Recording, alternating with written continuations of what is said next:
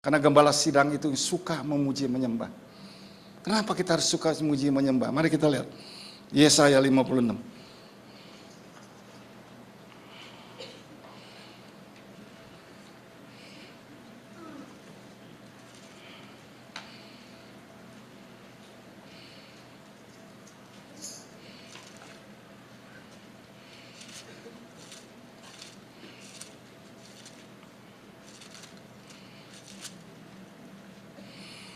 Ayat 7.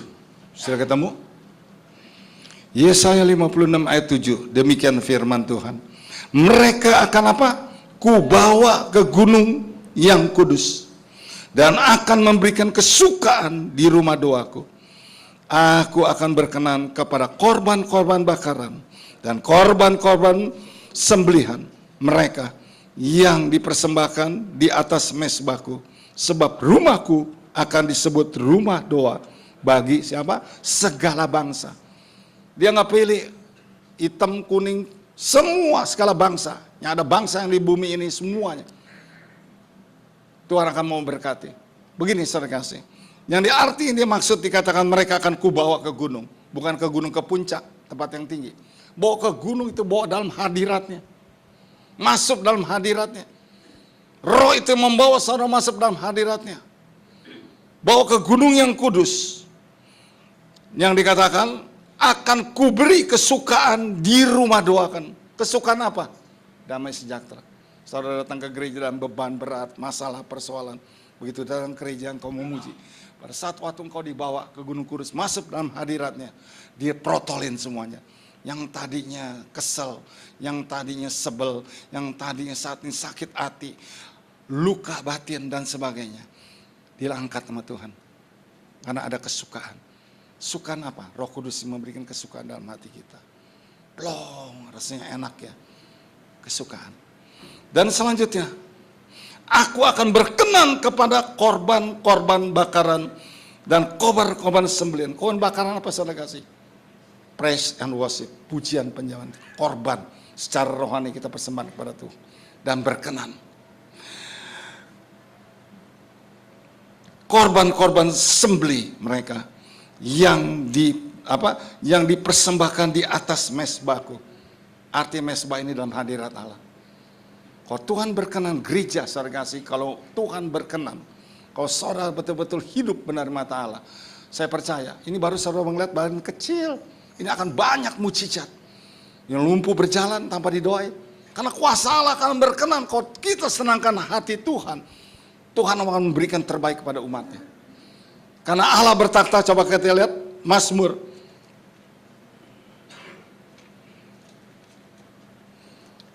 Mazmur 22, kalau nggak salah.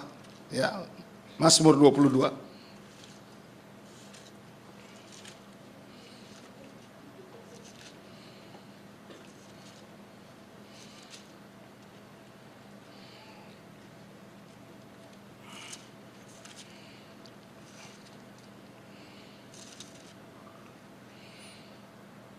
Ayat 4.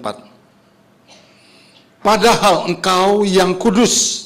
Siapa yang kudus? Tuhan. Yang bersemayam di atas apa? Puji-pujian orang Israel. Saudara secara rohani, saudara dan saya orang-orang Israel rohani. Kalau Tuhan saudara memuji, menyenangkan semua jemaat saat ini hatinya.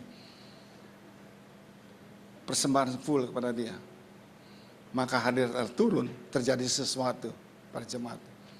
Yang sakit disembuhkan secara mujizat, yang terikat dilepaskan, yang bermasalah Tuhan bebaskan, lepaskan. Kenapa? Dia berkenan. Dia melihat anak-anak yang saat itu. Bagi Tuhan tuh mudah sekali, saudara kasih. Cuman kita tidak mengenal dia secara pribadi. Gembala sidang berkali kata-kata, kita akhir-akhirnya harus intim bersama dia. Arti intim, dekat. Bagaimana cara dekat dengan Tuhan? Mudah saja. Kita baca firman Tuhan, kita berdoa, kita bersekutu. Banyak acap kali kita banyak berdoa, berbahasa roh. Kalau saudara pada saat ini habis bahan untuk berdoa, berbahasa roh aja, memuji, menyembah. Itu dekat hubungannya. Kalau saudara hubungannya dekat dengan Allah, itu tidak bedanya orang tua dengan anak. Kalau anaknya belum apa-apa, orang tuanya sudah tahu. Baru dia katakan begitu, orang tuanya sudah tahu. Selalu Tuhan apa? Saya katakan, saya selama ini jadi hamba Tuhan karena saya sudah kenal Allah, saya nggak pernah minta-minta. Biasanya anak Tuhan selalu minta, boleh minta, tapi jangan jadi tukang minta-minta. Tuhan nggak mau. Sebaik banyak engkau minta-minta, berarti tanpa sadar engkau menuntut kepada Tuhan. Tuhan nggak suka. Kalau engkau sudah minta, cukup kau berdoa berapa kali saja. Apakah Tuhan itu bodoh? Apa Tuhan itu nggak tahu? Tuhan itu maha tahu keadaan saudara. Tuhan ingin menilai ke saudara dan saya dengan apa?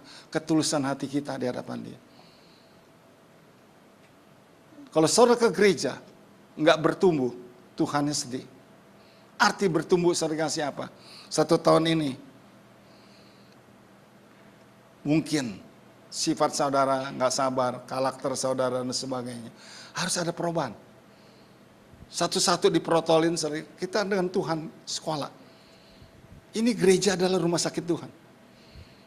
Yang sakit, Tuhan sembuhkan. Kamu minta, Tuhan obati. Dengan obat itu saudara kasih apa? Kalau saudara sakit makan obat langsung sembuh nggak? Tidak. Proses.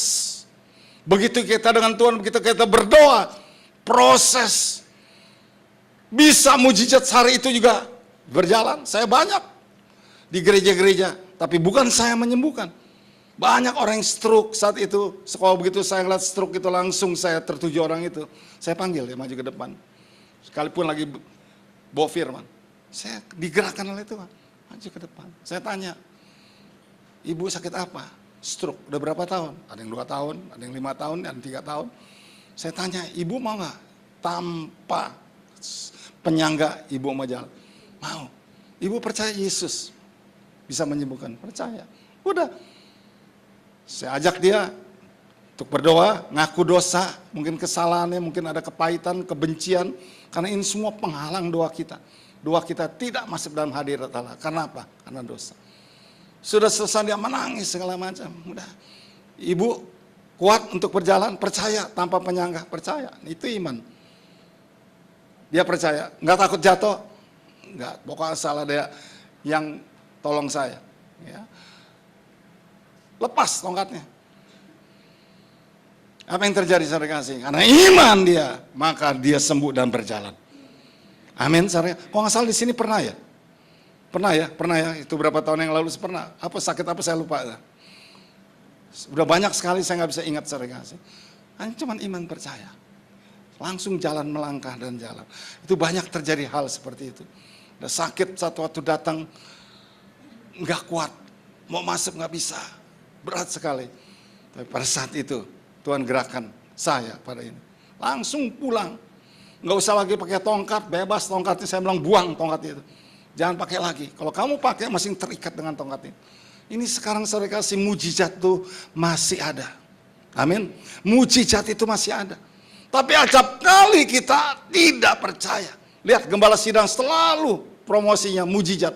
Ya, kalau kita lihat mujizat masih ada. Ini tahun 2011. Nanti saya, kalau memang Tuhan berkenan, saya membuat KKR mujizat masih ada. 1 bulan sekali. Kenapa sekarang kasih? Tuhan sedang promosi. Dia sedang promosi kepada hamba-hambanya yang berkenan. Dia urapi, dahsyat mujizat terjadi. Gembala sidang udah 160 sekian kali dia bikin KKR di kota-kota. Bukan di gedung besar, di kota-kota, di lapangan. Kayak kemarin kami pergi seragasi ke Magelang. Itu hujan besarnya luar biasa. Tapi jemaat masih setia. Semua payung, indah juga seragasi. Payung, sebagian pulang karena apa? Hujannya besar. Tapi mujizatnya dahsyat. Orang lumpuh berjalan. Orang stroke saat itu bangkit. Yang datang pada saat itu nggak kuat. Begitu saat, hanya pujian, belum itu nggak perlu tumpangin tangan. Kalau urapan itu datang, seragasi apa? Terjadi. Sesuai dengan iman dia. Mujizat. Yang lumpuh berjalan. Yang buta melihat. Yang buta.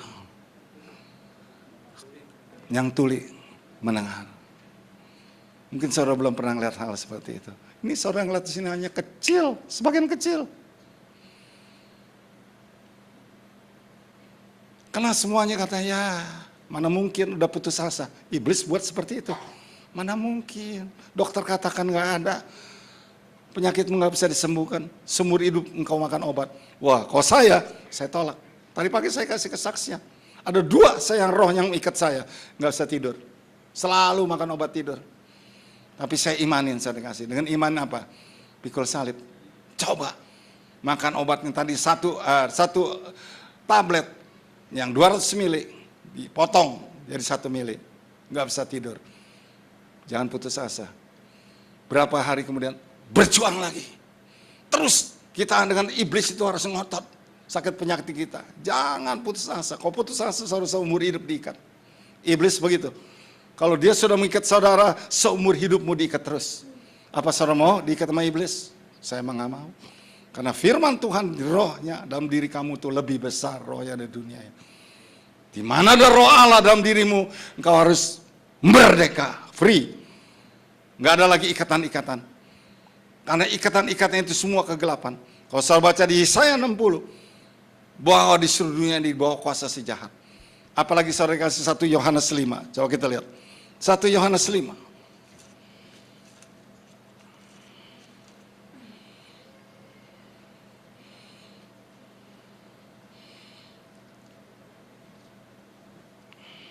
Ayat 18. 1 Yohanes 5 ayat 18 dikatakan begini, kita tahu bahwa setiap orang yang lahir dari Allah tidak berbuat dosa. Kalau kita lahir baru nggak mau dosa, takut. Ya. Selanjutnya, tetapi dia yang lahir dari Allah melindunginya. Ya, ketika lahir dari Allah, Allah melindungi kita. Dan si jahat tidak dapat menjamahnya. Ayat berikutnya 19, kita tahu bahwa kita berasal dari Allah dan seluruh dunia di bawah siapa? Di bawah kuasa siapa? Seluruh dunia di bawah kuasa si jahat, kecuali orang tersebut mengasihi Tuhan. Itu bukan dari golongannya. Dipisahkan dengan kambing dengan domba. Kalau saudara domba, pasti Tuhan lindungi, menjaga engkau siang dan malam. Tapi kalau kamu kambing, nanduk terus, bentrok terus, masalah nggak habis-habis. Tinggal saudara pilih yang mana, mau jadi domba atau jadi kambing. Sekarang saudara mau jadi domba apa jadi kambing? Kalau domba, saudara kasih apa? Domba, mau tahu sifat domba? Saudara jangan tersinggung, domba itu oon.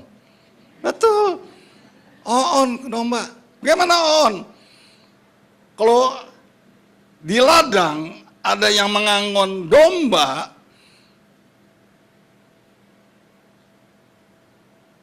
gembala MC di depan. Gembala ke kanan, dia belok ke kanan, ngikut, murut gitu, saudara kasih. Nggak belok ke kiri ke kanan, di situ ada rumput hijau, dia menyimpang enggak, dia turut sama gembalanya. Nah, sewaktu-waktu ada domba yang nakal. Ya, kalau kita kan anak-anaknya suka, anak-anak umpama anak kita ketiga, itu anak macam-macam karakternya. Ada yang nurut, ada yang pemberontak dan sebagainya. Domba juga begitu. Domba tuh diumpamakan tuh diri kita. Ada yang nakal, lihat situ, ada rumput hijau. Lihat kiri kanan, tonton dia menyimpang ke sana. Akhirnya domba itu kemana? Tersesat. Dibawa sama siapa? Iblis tatok. Tak, ini dapat jiwa satu. Kenapa? Karena dia tidak mengikuti jalannya Tuhan. Dia mau pakai semau gue, nggak bisa. Kalau saudara dengan Tuhan, ikut semuanya firman yang ada di Alkitab. Turutin, jangan menyimpang ke kiri dan kanan. Tuhan bicara pada Yosua, jangan engkau menyimpang ke kiri dan ke kanan, supaya engkau berhasil dan beruntung. Kalau saudara menyimpang ke kiri dan ke kanan, berarti Tuhan tidak berkenan. Maka jangan heran engkau akan tersesat. Banyak domba-domba akhir zaman ini tersesat. Mengerti firman Tuhan, penuh Roh Kudus, tapi jalannya masing suka kompromi. Jalannya masing saudara kasih apa? Masing ada perhitung, jangan. Tuhan tidak mau domba boleh nakal, boleh bandel. Tuhan masih memaklumin. Yang tersesat itu saudara kasih dari 100 domba, 1 hilang. Dicari sampai ketemu. Udah ketemu nggak dimaki-maki. Lu bandel ya, lu jahat ya, lu nggak denger, lu sesat, lu tahu nggak? Nggak, Tuhan nggak dengan peluk, dia kasih dengan kasih. Lukanya dibalut oleh Tuhan, dipeluk. Itu kasih Kristus. Kita manusia terbatas, betul nggak? Kalau anak kita bandel, ngerongrong, lu segala macam, keluar kata-kata kebun binatang. Kebun-kebun apa saya nggak tahu, ya, itu biasa karena marah, emosi, tanpa sadar saudara mengutukin anak itu. Lu bandel lu ya, lu kurang ajar lu ya, gua sumpahin lu nggak ada rezeki, kena kutuk itu saudara kasih. Yang kesian siapa? Anak itu yang nggak tahu apa-apa. Maka hati-hati, kita ada kuasa, apalagi saudara yang sudah penuh Roh Kudus, sudah bisa bahasa roh. Apa bahasa roh ini? Untuk ngutuk. Bahasa roh ini untuk memberikan, saudara kasih apa? Kebenaran, nasihat. Seperti Yesus adalah penasihat yang ajaib. Harus keluar kata-kata yang baik, yang sopan. Saya lihat anak-anak akhir zaman ini, saya nyesel. Saya dulu bandel, badung, saudara kasih. Jangan lihat sekarang menjadi pendeta. Dulu masih anak-anak, wah, berontak sama orang tua. Kenapa berontak sama tua? Ada backgroundnya. Saya punya 5 saudara, saya paling kecil, bontot. Anak bontot paling disayang, betul? Semua jadi manja. Kok saya sebaliknya, saya paling gak disukai. Dibedakan semuanya dengan saudara saya. Ada satu kokoh saya kasih, dia pandai, cerdas, pinter, segala macam. Wah, kesayangan. Jadi anak emas, hati-hati. Kita tidak boleh, anak itu ingat, bukan milikmu. Anak itu milik Tuhan. Engkau saat ini ditaruhkan anak-anak itu untuk melindungi, menjaga, memelihara, mendidik yang baik. Banyak orang tua salah kiprah. Dia pikir anak ini pinter nih, gua sekolahin di luar negeri yang terpinter. Yang ini lu moyong, nggak guna, nggak usah sekolah yang pintar-pintar. Udah. Saya katakan saudara kasih, nggak ada manusia yang bodoh yang Tuhan ciptakan.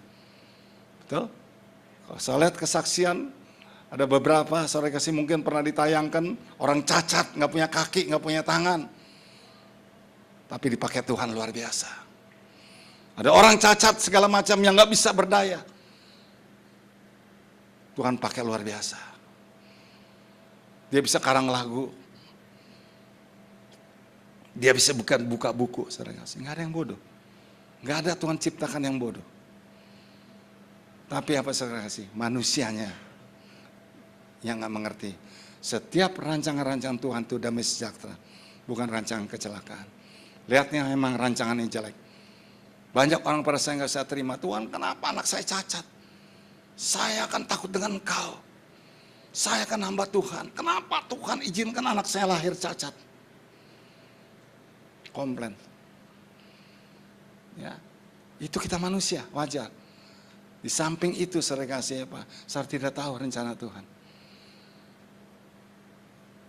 Contoh, ada beberapa tokoh di Alkitab. Seperti contoh yang saya ambil, saya kasih siapa? Mudah. Lazarus. Ini keluarga yang paling dikasih oleh Tuhan. Ingat, Lazarus punya berapa saudara? Halo? Ada berapa saudara? Nah, nggak pernah baca Alkitab, ketahuan. Kalau saudara baca Alkitab tahu. Ada berapa? 1, 2, 3. Bingung. Nah, berarti Anda tidak pernah baca Alkitab. Bagaimana saudara bisa intim dengan Tuhan? Tuhan nggak bisa ngomong, hambaku, ya ngomong seperti ini. Wah, itu udah tingkatnya luar biasa. Kok bisa semarah itu saudara kasih? Kagak, Tuhan nggak pernah ngomong. Tuhan mau ngomong melalui apa saudara kasih? Bisa melalui dengar. Bisa melalui Alkitab Tuhan bicara pada kita. Bisa melalui hamba Tuhan lagi khotbah. Bisa melalui saudara kasih apa? Karena Tuhan itu luas, nggak bisa dibataskan. Saya kasih contoh, satu kesaksian. Waktu saya masih belum full timer, saya punya bisnis tadi ke pagi, saya pernah bersaksi. Saya ada 3 usaha, saudara kasih. Saya nggak mau sebutkan terus saya sombong. Pertama ditutup, masih napas, karena masih ada 2.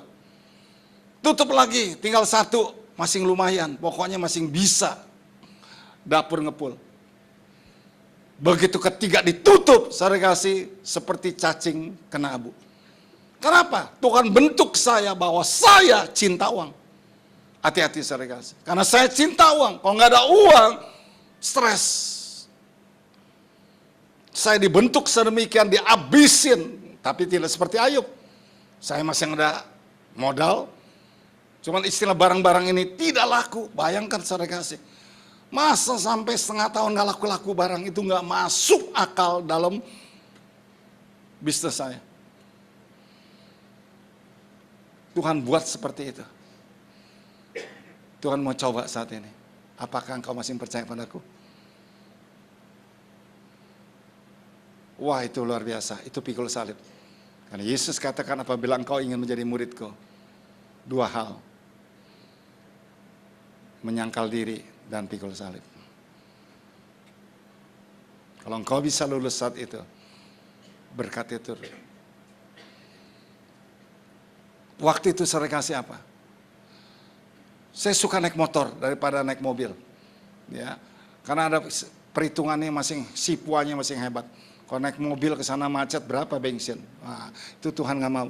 Ada roh pelit itu, mesti tengking roh pelit-pelit itu saudara kasih. Terlalu pelit, terlalu perhitungkan. Udah kayak lebih lagi dari apa saudara kasih, dari orang Jepang. Oh Jepang kan sipuannya wah hebat sekali. Tuhan nggak mau, karena Tuhan katakan ujilah aku. Engkau beri, aku memberi lebih dari itu. Engkau menabur sedikit, tuainya sedikit. Kau tabur besar, tuainya besar. Akhirnya saudara kasih, saya frustrasi saat itu. Dengan bawa motor saudara kasih, dengan pikirannya melamun kemana-mana. Tapi Tuhan itu baik. Dia tidak pernah meninggalkan anaknya yang dikasih. Pada satu waktu saya jalan Pangeran Jayakarta, Tuhan suruh lihat, tengok, lihat itu. Apa tulisannya? Saya lihat toko. Saya tidak tahu toko apa, jual apa, bangun apa. Di situ tulis apa? Dia punya nama tokonya. Kemenangan. Kaget saya pada saat itu. Langsung menyentuh hati kita. Saya harus menang melawan hal itu. Nah, mulai dari situ iman saya bangkit. Saya katakan Tuhan, saya pasti menang. Saya tunggu cepat lambat, pasti terjadi. Betul. Mujizat terjadi. Waduh, kalau saya kasih kesaksian, saudara, banyak kesaksian hari-hari. Banyak sekali dah. Dia katakan nggak ada arti, tapi bagi saya berarti. Anak sakit jam 2 pagi. Anak saya yang kecil ada asma. Kumat jam 2 pagi. Waktu itu belum nggak ada dokter 24 jam. Kecuali kamu pergi ke mana? CBZ dulu. Sekarang RSUP. Jam 2 mau nyari dokter mana? Nggak ada. Apa yang saya lakukan saat itu? Saya bilang istri saya udah takut. Kenapa? Kalau anak asma itu muka yang biru. Kalau udah biru ini saya kasih tinggal apa? Dutnya aja. Itu enggak. Wah, istri saya panik. Tenang. Saya bilang tenang. Ya tenang bagaimana ini anak udah sekawat napasnya juga saudara kasih udah setengah mati. Badannya goyang semua. Coba yang saudara menghadapin begitu. Saya dilatih dengan Tuhan sampai saat saya bisa beriman saat itu. Dari perkara kecil. Saya panggil istri saya katakan tenang, mari kita berdoa. Nah, firman Tuhan kata 2-3 orang sepakat di dunia berseru dalam nama Tuhan, dia hadir. Amin. Kok diam aja? Kasih kemuliaan Tuhan dong. Nah, di sini jemaatnya terlalu tenang, ketenangan sehingga apa? Lupa diri.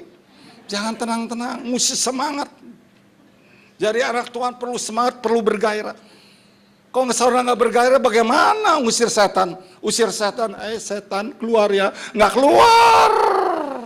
Mesti digentak, keluar kau iblis. Coba Yesus selalu menghadik iblis. Nyah kau iblis, tempat ini. Nggak katakan Yesus, ya iblis yang terkasih. Nggak ada terkasih. Yang terkasih itu umatnya. Tuhan nggak pernah lemah lembut gitu, enggak. Kalau dia lemah lembut. Kalau dia keras. Badai dihadik saat itu, berhentilah. Semua murid-murid Yesus panik saat itu. Takut karena badai datang. Saya percaya Tuhan izinkan dia menguji anak-anaknya. Coba kamu saat ini, apa yang kau lakukan? Mereka kelang kabut. Bagaimana?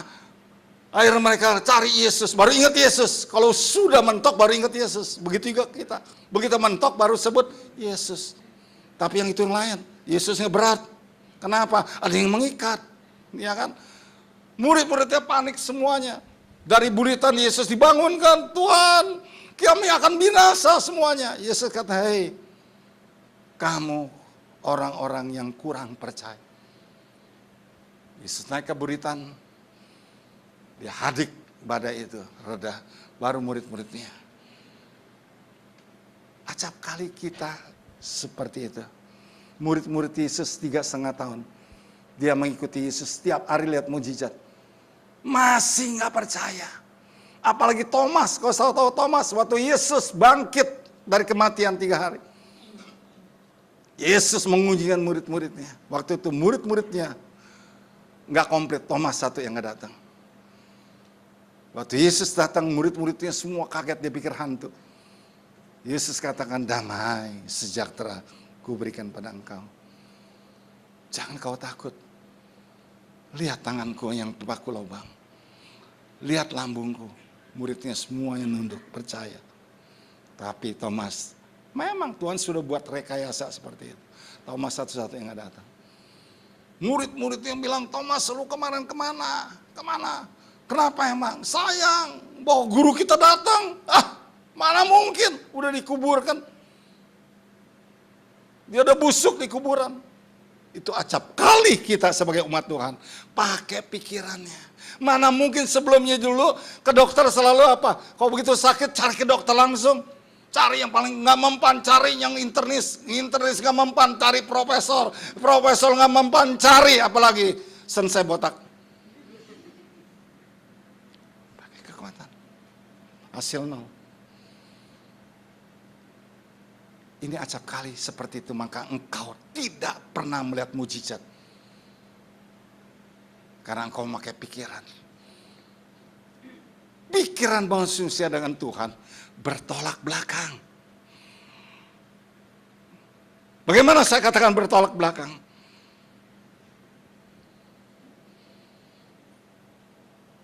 Orang buta bisa disembuhkan nggak? Bisa disembuhkan nggak? Berarti engkau beriman.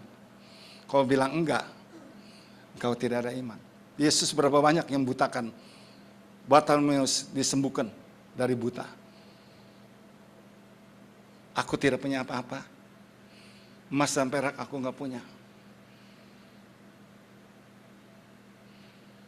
Disuruh apa? Ke kolam Siloam, jebur saat itu. Mata cerih. Siapa lagi? Siapa yang lumpuh disembuhkan? Halo?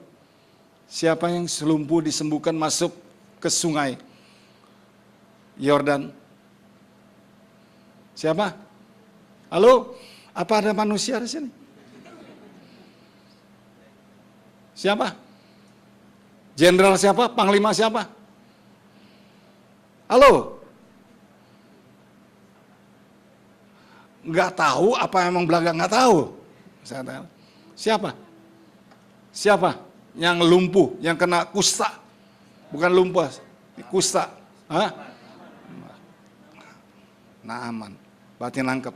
Disebut nama nangkep. Roh Kudus bicara sewaktu-waktu begitu. Taksir kita ini suara bertuk siapa? Naaman. Naaman seorang jenderal. Siapa yang tidak tunduk sama dia? Jenderal, panglima besar di bangsanya. Tapi dia mau merendahkan diri. Mendengar bujangnya yang dapat dari tawanan, dari Israel, ditawan, dipiaralah keluarganya Naaman. Dia cerita sama istrinya. Dia bilang kalau umpama Tuhan mau pergi ke Israel, di situ ada nabi yang bisa menyembuhkan. Lihat, jenderal ini saudara kasih apa? Merendahkan diri. Coba kau jenderal, kau umpama saudara punya pembantu sakit. Ya nyonya, pergi aja ke sana ke kampung saya. ke kampung di sini aja dokter, profesor, internet segala macam gue pergi nggak sembuh. Masa lu ke sana sembuh? Contohnya. Tapi jenderal ini saya kasih apa? Ya mungkin juga udah putus asa kemana-mana, uang pergi kemana? Seorang jenderal mau kemana? Yang hebat dia pergi, tapi dia nggak sembuh. Emang maksud satu rencana Tuhan. Akhirnya Naaman pergi. Ke siapa? Halo? Ke siapa? Ke nabi siapa? Hah? Elisa. Sampai di sono dia ladenin nggak sama Elisa? Enggak, disuruh keluar kacungnya keluar. Kasih tahu, suruh ke sungai Yordan 7 kali ngelap jebur. Udah kata-kata itu. Wah, tersinggung Naaman saat itu. Rasanya dia mau ubrak-abrik pondoknya si Elisa. Maaf, udah laula. Kamu nggak laula? Udah tue. Ya.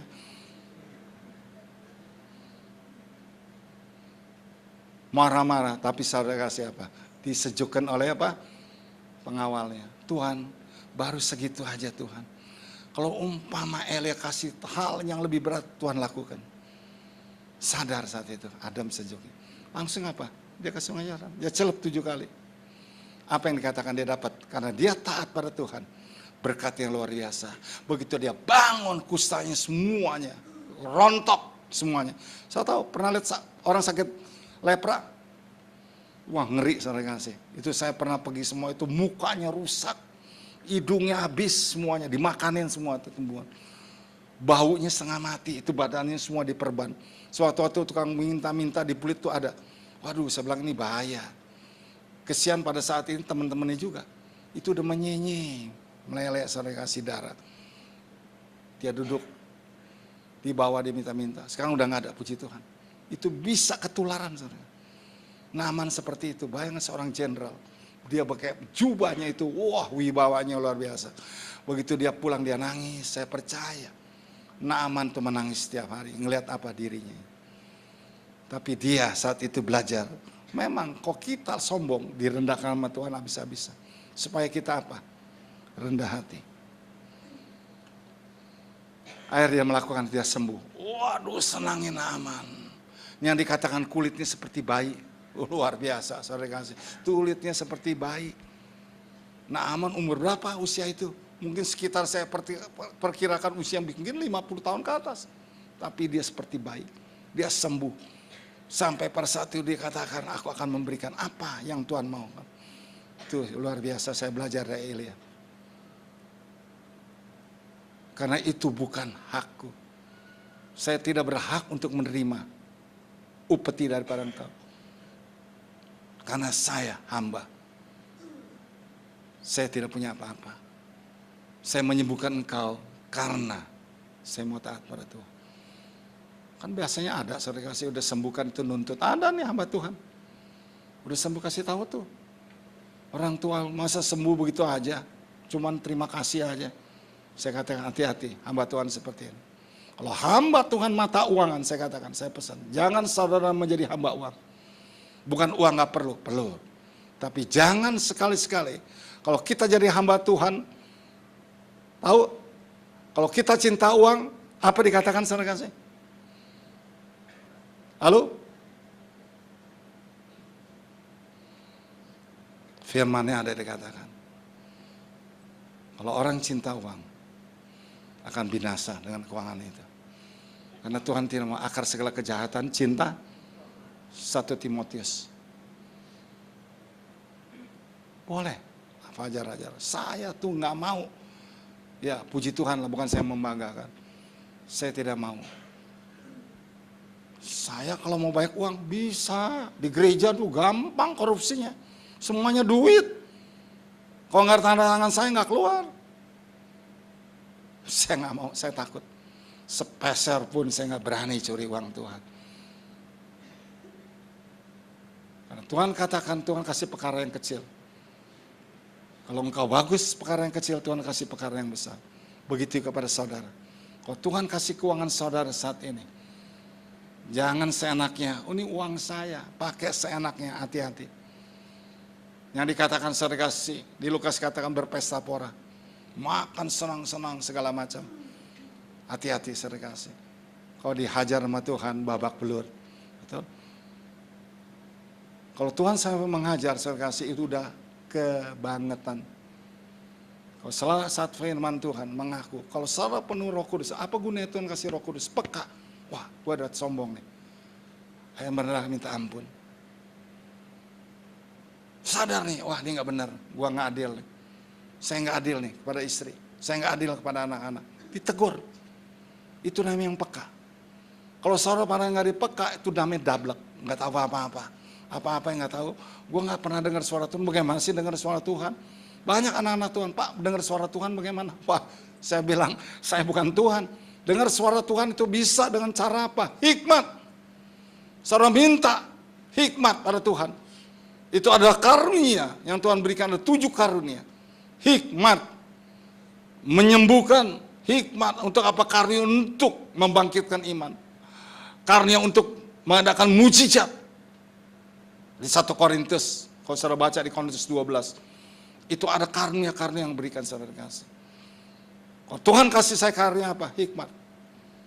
Bagaimana hikmatnya? Seperti orang yang tadi, itu belum keluar, belum bersih, tahu. Itu percuma, saya tengking-tengking. Sampai suara, dulu saya masih baru kan, masih mau nyala-nyala. Tongking setan, dalam Yesus. 3 jam juga lo letoy. Ini habis, enggak, saya nggak mau. Saya lihat ini, wah ini nggak keluar, ini nggak bisa, ini nggak beres, ini mesti dikonselingnya. Tahu sumbernya, kayak dokter ditahu dulu penyakitnya di mana. Itu kemenangan kita. Kenapa? Tuhan yang memberi, bukan saya. Karena saudara semuanya ada karunia.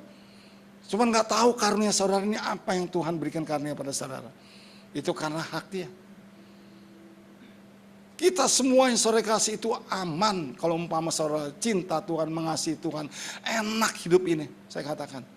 Bukan artinya saudara ikut Tuhan nggak ada masalah. Selama engkau masih di dunia ini, masalah tetap ada. Nggak ada, hamba Tuhan udah enak ya. Bebas, masalah bohong. Dia dusta. Selama kita masih hidup ini, selain kasih masalah tetap ada. Tergantung kitanya bisa mengatasi apa enggak. Kalau saudara saat ini orang yang bijak, begitu ada masalah, puji Tuhan. Saya begitu. Kalau saya ada masalah berat, saya berdoa, Tuhan puji Tuhan. Engkau mau kasih hadiah apa lagi Tuhan? Betul, saya nggak bohong. Begitu lulus, bonus keluar. Itu dengan Tuhan. Untuk apa? Saudara dilatih supaya apa? Kita kan semua akan menuju kesempurnaan. Nggak ada yang sempurna muka dunia. Saudara mau cari hamba Tuhan, Pak Yopo di sini yang bisa mau instrumen, nggak bisa, kecewa kamu. Kenapa? Engkau bergantung kepada manusia. Yeremia katakan, terkutuklah orang yang mengandalkan kekuatan dan pikiranmu. Mengandalkan kepada manusia, engkau dikutuk oleh Tuhan. Tapi diberkati pada orang-orang yang mengandalkan kekuatan Allah. Itu firmannya komplit. Saya nggak mau saudara kasih hal seperti ini, saya selalu lebih suka saudara kasih apa khotbah itu hari-harian. Jadi saudara menangkap, oh begitu. Gak bisa, saudara kau mau dekat dengan Tuhan, intim. Intim bagaimana? Banyak cara. Tiap hari berdoa. Biasanya berdoa. Kau bisa memuji dulu, menyembah, kalau nggak bisa nyanyi, saudara kasih putar kaset lagu-lagu yang saudara senang. Sambil ngikutin, pakai karaoke, di luar hari pakai karaoke, suaranya kayak geledek. Masa di rumah mau pakai karaoke, nggak apa-apa, kecil-kecil, jangan ganggu tetangga, ditimpukin saudara kasih. Ya nyanyi, udah memuji menyembah. Nah, saudara rasakan coba hadirat Allah. Yang firman Tuhan saya bacakan tadi.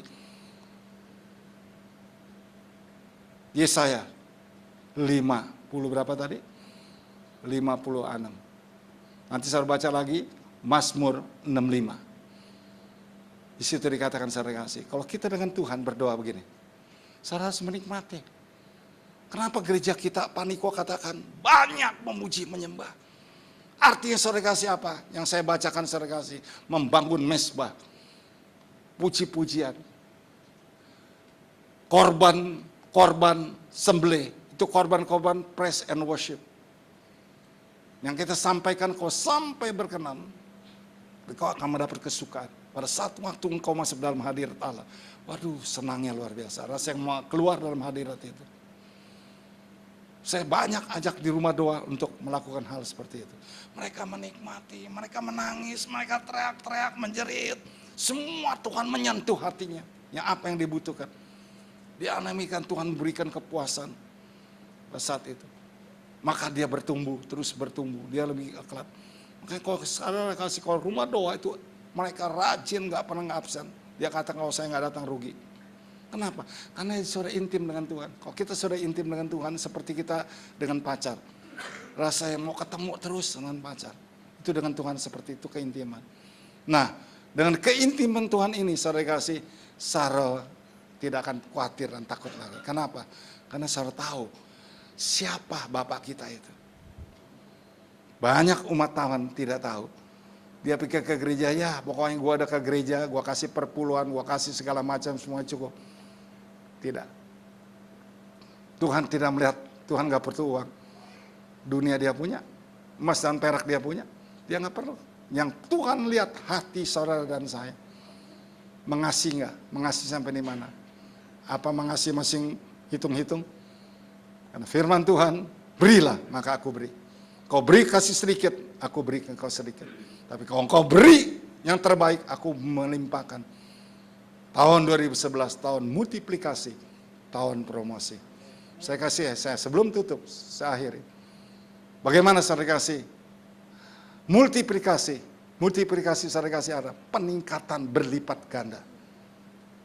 Ini sudah terjadi, jemaat saudara kasih. Dia bilang, Pak itu luar biasa. Begitu Desember, saya sudah tahu. Ada sesuatu Tuhan kerjakan pada saya. Begitu masuk Januari, dia kaget ordernya. 3 kali lipat, besar-besar ordernya itu puluhan miliar. Di samping itu Pak, bukan hanya berkatanya, tapi dipromosi. Orang-orang cari saya. Banyak perusahaan yang lebih besar dari saya. Kenapa mereka tidak cari pada mereka, tapi cari pada saya? Baru dia ingat, oh Tuhan sudah promosi. Nggak ada satupun yang bisa menahan. Tidak satupun bisa menyaingi kamu. Tidak bisa satupun orang yang bisa merebut berkatmu. Ingatkan saudara kasih. Maka cinta Tuhan, kayak Abraham. Yang Tuhan sudah janjikan, ini seluruh tanah yang kau lihat, itu milikmu. Tapi keponakan yang bernama siapa? Ingat keponakan ini pada saat siapa? Halo? Siapa? Kok ngomongnya ragu-ragu? Siapa? Lot. Saudara lo, sepupu. Lot lihat Abraham itu luar biasa. Saya belajar. Emang gak gampang. Abraham, kan hak dia. Gua dulu lo ngambil sisa kasih lo. Itu namanya arogan. Tapi Abraham katakan, Lot, mari Lot, ponakanku. Kita nggak bisa nih kumpul terus.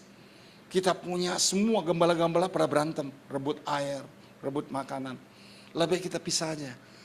Karena kita punya harta ini terlalu besar. Nggak muat tempat ini. Sekarang begini, Lot. Engkau pilih, kau lihat. Kamu lihat di daerah sekitar sungai Yordan. Lihat Yordan ini bagaimana. Kalau kamu pilih ke sana, kamu ke kanan, saya ke kiri. Langsung saya kasih apa? Lot dengan kedagingannya. Yang tanpa dia mengenal Allah, mulai kerakusannya, mulai egoisnya timbul. Gua lihat, ini Yordan seperti dikatakan karpet permadani. Rumputnya hijau, segala macam, makmur, pasti banyak air di situ. Langsung Lot katakan, aku pilih itu situ aja Yordan. Musa apa katakan? Terserah. Jangan kau menyesal kau sampai terjadi hal. Oh enggak, itu bagus tempatnya. Oke, jadi kamu ke sana, aku ke sana. Lot ngelihat, loh gersang, segala macam. Hal seperti ini. Apa bisa hidup? Itu pikiran manusia. Akhirnya sepakat, tekan kontrak, tanda tangan masing-masing, misalnya deh. Tapi apa yang terjadi? Berapa tahun kemudian dia tinggal di situ, ternyata orang di situ saudara kasih orang yang jahat-jahat semuanya. dicuri dia punya harta, dombanya, dia punya karyawannya itu diganggu-ganggu, segala macam saudara kasih. Sehingga pada saat itu Sodom dan Gomora, Lot salah pilih, karena dia pilih kedagingan. Ingat, kalau saudara ada satu keputusan, mau usaha, mau kerja, berdoa sama Tuhan. Jangan jadi Lot. Tanya Tuhan, di sini bukan tempat. Kalau Tuhan katakan di sini, lakukan. Kalau enggak, jangan. Sekalipun tempat ini lebih subur, Tuhan tidak mau. Kita cari, jangan salah, acap kali ego. Acap kali kita mau yang terbaik. Hukum Allah tidak seperti itu. Hukum Allah, kalau engkau berdoa, ada damai sejahtera, itu Tuhan berkenan. Siapa lagi saudara kasih? Ini banyak contoh-contoh. Saya katakan saudara, kalau engkau mau segala semacam sakit, mau ke dokter mana? Doa dulu Tuhan. Bukan fanatik, tidak. Tidak fanatik. Kita karena cinta Tuhan, tanya dulu kepada apa? Juragan kita yang tidak nampak. Permisi Tuhan. Makanya jangan heran kalau saudara ceroboh cari dokter-dokter salah. Ada yang pernah saudara kasih anak Tuhan pergi ke dokter, dikasih obat TBC saudara kasih. Wah, masa marah, kasih obat TBC.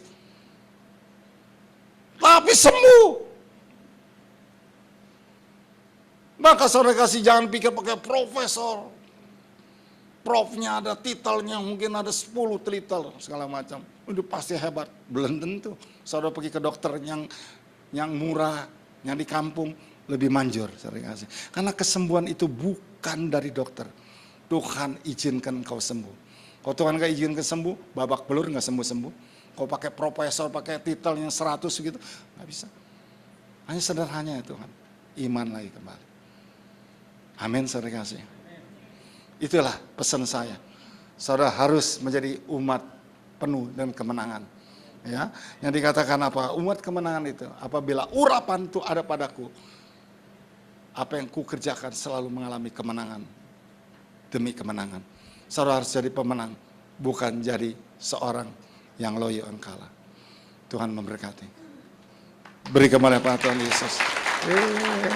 Awal datang, akhir datang juga. Tuh, laler cinta saya. Yuk kita doa sekarang. Ya, saudara sungguh-sungguh saat ini bahwa Allah itu masih ada, mujizat itu masih ada. Apa masalah persoalan saudara yang saudara hadapi saat? Hanya cuma satu, percaya saja, jangan pikirkan bagaimana ya.